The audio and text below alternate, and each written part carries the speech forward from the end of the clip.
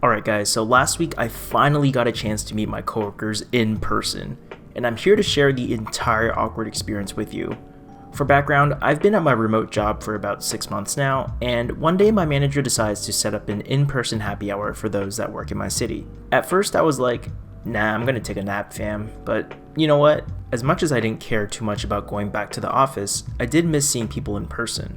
I started getting to know a few coworkers and everything just felt deeply impersonal when all of our interactions are just a Slack message. So I was like, alright, fine. So I take the train and head to the bar. During that ride, all of a sudden I start getting nervous ahead of time that I wouldn't be able to recognize all of the people in my team.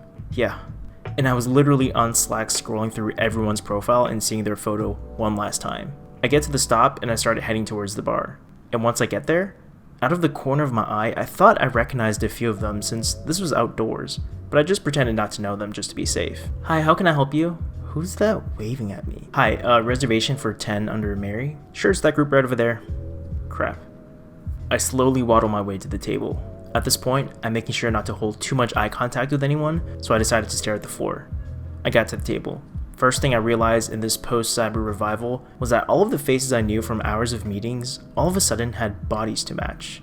I looked up at the skinny frame of our developer who from Zoom calls I thought was the same height as me. Then I saw someone else in our team that was probably 6'3", whom I thought was way shorter than me. Rookie mistake number 1, I didn't know how to greet myself. Hey Tom, finally good to see you. Yeah, you too, finally stepping out of our apartments, am I right? I win. It was a terrible experience, but since there were other people who didn't arrive yet, I decided I could redeem myself. Hey, good to see you. Hey, you too. Are you a hugger or high fiver? I guess fist bump is good, weirdo. Okay, he didn't call me a weirdo, but I couldn't help that I was feeling like a robot.